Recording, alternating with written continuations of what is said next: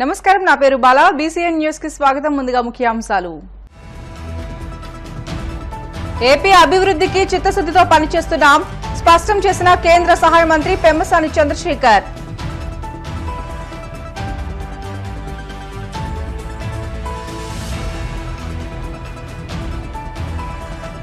రాష్ట్రంలో విద్యా అభివృద్ధికి అధిక ప్రాధాన్యం, విద్యతోనే సమాజ అభివృద్ధి సాధ్యమన్న పెద్దాపురం ఎమ్మెల్యే చినరాజప్ప.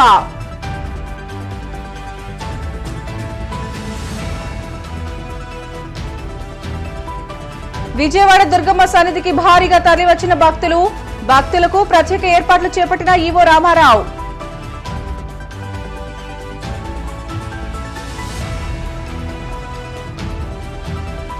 తిరుమల శ్రీవారిని దర్శించుకున్న సినీ నటుడు సప్తగిరి. ఆలయ మర్యాదలతో స్వాగతం పలికి స్వామి దర్శనం కల్పించిన అధికారులు. ఏపీ అభివృద్ధికి ప్రభుత్వం చిత్తశుద్ధితో కృషి చేస్తుందని కేంద్ర సహాయ మంత్రి పెమ్మసాని చంద్రశేఖర్ పేర్కొన్నారు. అమరావతి, పోలవరం ప్రాజెక్టులను కూటమి ప్రభుత్వం ఎంతో ప్రతిష్టాత్మకంగా తీసుకుని అభివృద్ధికి అడుగులు వేస్తుందని వెల్లడించారు. ఇటీవలే నిర్మలా సీతారామన్ ప్రకటించిన బడ్జెట్లోనూ ఏపీకి అధిక ప్రాధాన్యం ఇచ్చారని అన్నారు. రాజధాని అమరావతి నిర్మాణానికి 15,000 కోట్లు, పోలవరం ప్రాజెక్టుకు ఎంత ఖర్చైనా భరిస్తామని కేంద్రం హామీ ఇచ్చిందని తెలియజేశారు. 2,500 కోట్లతో రైల్వే జోన్ మంజూరైందని, 12,000 కోట్లతో అమరావతి ఔటర్ రింగ్ రోడ్ నిర్మాణానికి కేంద్ర మంత్రి నితిన్ గడ్కరీ ఆమోదం తెలిపారని అన్నారు. వివిధ ప్రాజెక్టుల రూపంలో దాదాపు 80,000 కోట్ల నిధులు ఆంధ్రప్రదేశ్ రాష్ట్రానికి రానున్నాయని తెలియజేశారు.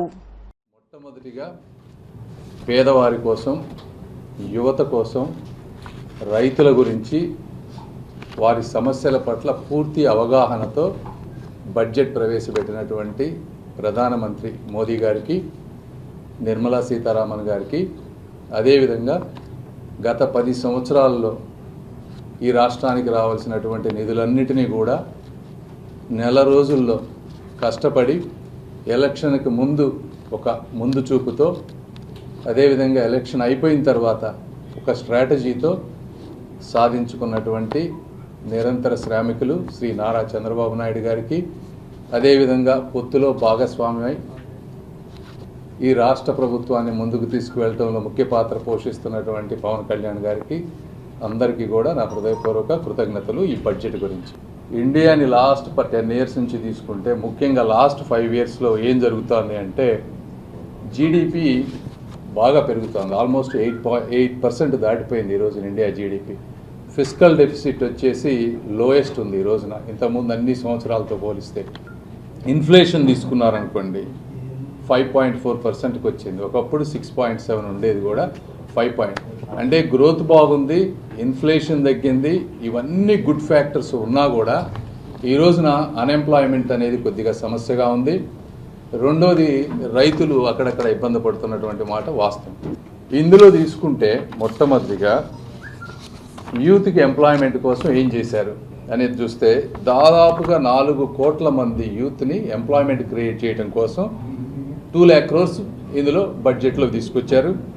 ఇందులో ఏ విధంగా తీసుకొస్తున్నారంటే, దాదాపుగా 1000 ITI ఇన్స్టిట్యూట్స్ని, ట్రైనింగ్ ఇన్స్టిట్యూట్స్ని అప్గ్రేడ్ చేయబోతున్నారు. ఈ విధంగా యువతకు తీసుకురావటం. అదేవిధంగా మీరు ఇండస్ట్రీస్ తీసుకుంటే 100 మేజర్ సిటీస్లో ఇండస్ట్రియల్ పార్క్స్ బిల్డ్ చేయాలని చూస్తూ ఉన్నారు ఈ బడ్జెట్లో. అదేవిధంగా 12 నేషనల్ ఇండస్ట్రియల్ కారిడార్స్ పెడతా ఉన్నారు. ఇంకా రోడ్లు లేని ప్రాంతాల్లో రోడ్లు వేసే విధానం ఒకటి. అదేవిధంగా కరెంటు బిల్లులు, ఈ రోజున కరెంటు బిల్లులు చాలామందికి భారంగా అయిపోయినాయి. ముఖ్యంగా ఆంధ్ర రాష్ట్రం లాంటి ప్లేసుల్లో సోలార్ పవర్ సబ్సిడీస్ తోటి దాదాపుగా 1 కోటి మందికి 300 యూనిట్లు ఆల్మోస్ట్ ఫ్రీగా వచ్చే విధమైనటువంటి పథకాన్ని ప్రవేశపెట్టారు. 1 కోటి మందికి ఇది చేస్తే ఆల్మోస్ట్ 1.28 crores అప్లికేషన్స్ వచ్చినాయి. అంటే ఈ పథకం ఎంత మంచి పథకం కూడా మీరు అందరూ ఒకసారి ఆలోచించాలి. ఈ పథకాలన్నిటినీ కూడా రాష్ట్ర ప్రభుత్వం కనుక ప్రాపర్గా మేనేజ్ చేసుకొని నిధులు ఇస్తే కొన్ని వేల కోట్ల రూపాయలు పనులు చేయొచ్చు. జల్ జీవన్ మిషన్లో రాష్ట్రానికి దాదాపుగా 14,000 కోట్ల రూపాయలు అలకేట్ చేస్తే, జగన్మోహన్ రెడ్డి గారు 2,000 కోట్ల రూపాయలు మ్యాచింగ్ గ్రాంట్ వాడి చేసుకున్నారు. 12,000 కోట్లు వదిలిపెట్టేశారు.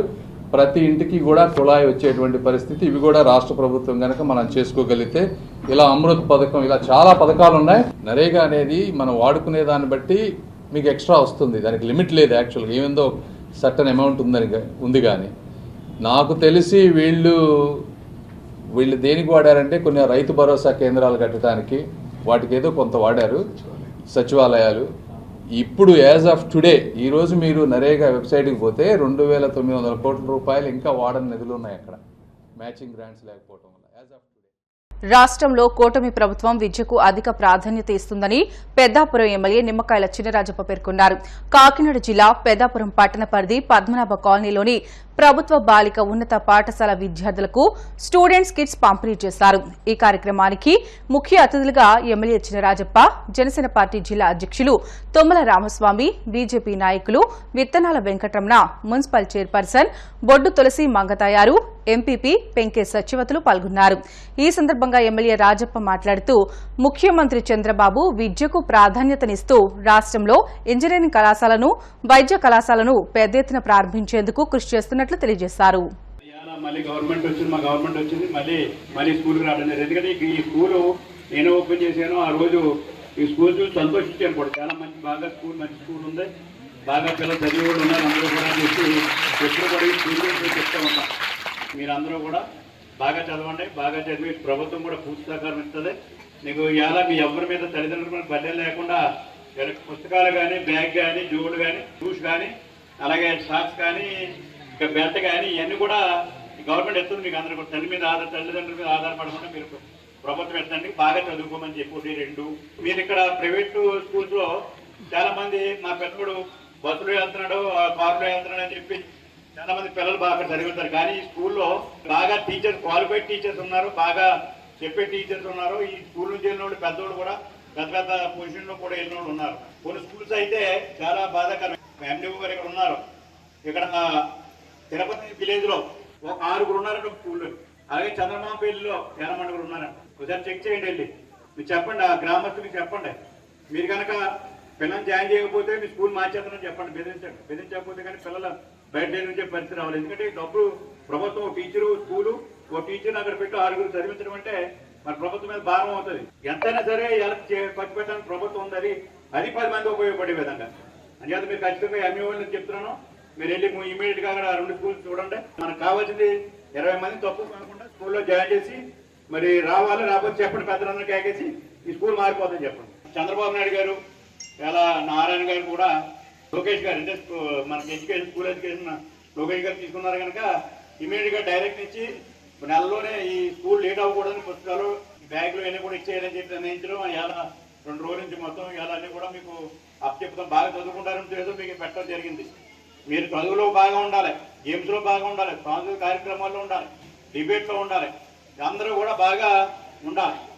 గత 5 సంవత్సరాల కింద ఇక్కడికి వచ్చినప్పుడు ఓ ముస్లిం స్టూడెంట్ మరి భగవద్గీత చెప్పింది. ఆవిడ నేను మెచ్చుకున్నాను, చాలా మెచ్చుకున్నాను, క్యాకేజ్ సన్మానం చేసి. మరి అమ్మాయి ఇప్పుడు ఎవరితో వస్తుంది, ఇప్పుడు అబ్బాయి డిగ్రీలో కూర్చుంటుంది అనుకున్నాను నేను. మరి అలాగా అన్నట్లోనే అన్నట్లోనే బాగా చదువుకోవాలి. అలా మీరందరూ కూడా బాగా చదవండి. ఇవాళ మీరు చదువుకుంటే బాగా చదువుకున్న వాళ్ళందరికీ ఉద్యోగాలు ఉన్నాయి, ఐటీలు ఉన్నాయి. డాక్టర్ చదువుకున్నానికి అవకాశం ఉంటే డాక్టర్ గవర్నమెంట్ పోస్టులు ఉన్నాయి. ఇవాళ కనమైన పోస్టులు, ఇవాళ గవర్నమెంట్ పోస్టులు ఉద్యోగం రాదు. అదే మీరు బాగా ఎక్కడ చదువుకోవాలంటే ముందు ఎలిమెంటరీ స్కూల్లో బాగా స్టాండర్డ్ బాగా పెంచుకోవాలి. పెంచుకుంటే మీకు చాలా వస్తుందని చెప్పి తెలియదు. మధ్యాహ్న భోజన పథకం, ఆయన ఇచ్చిన పథకం ఒక్కటి తప్పి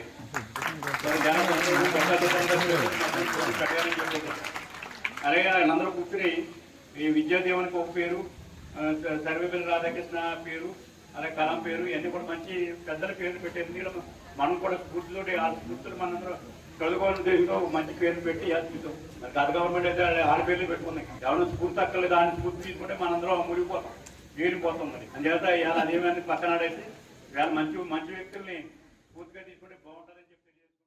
గోదావరి వరద కారణంగా ముంపు బారిన పడిన రాజానగరం నియోజకవర్గంలోని రైతాంగాన్ని ప్రభుత్వం అన్ని విధాలా ఆదుకుంటుందని మంత్రి కింజరపు అచ్చెన్నాయుడు పేర్కొన్నారు. తూర్పుగోదావరి జిల్లా సీతానగరం మండలం రాపాక గ్రామంలో మంత్రి Atchannaidu, Rajanagaram MLA Battula Balaramakrishna, Telugudesam party incharge Boddu Venkataramana చౌదరితో పాటు గోదావరి ఉధృతి కారణంగా నీట మునిగిన పంట పొలాలను పరిశీలించారు.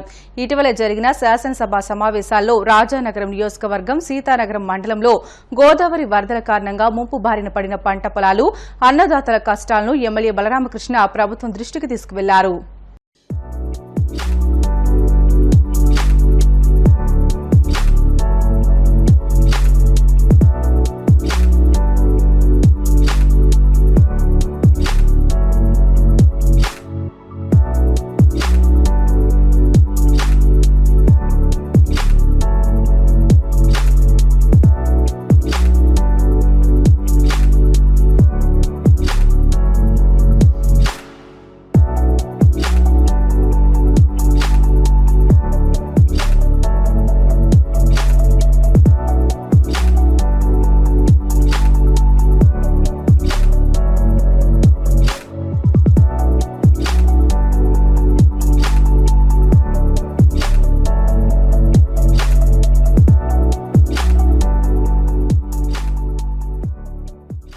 విజయవాడలోని ఇంద్రకీలాద్రిపై కొలువైన దుర్గా మల్లేశ్వర స్వామి ఆలయానికి భక్తుల రద్దీ పెరిగింది.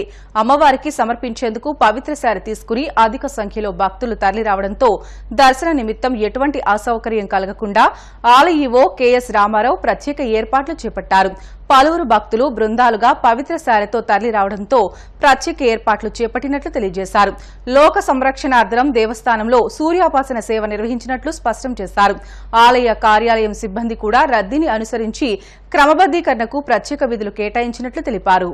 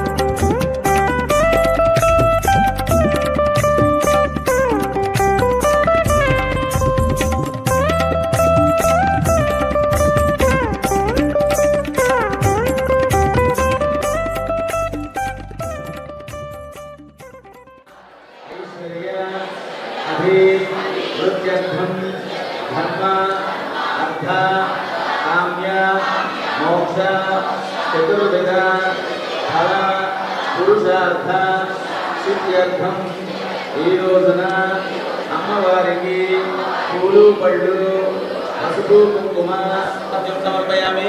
ఉపచారిక స్నానం సమర్పయామి. శుద్ధోదక స్నానం సమర్పయామి. పంచామృత స్నానం సమర్పయామి. స్నానానంతరం ఐం హ్రీం శ్రీం ఐం క్లీం సౌః శ్రీమాత్రే నమః.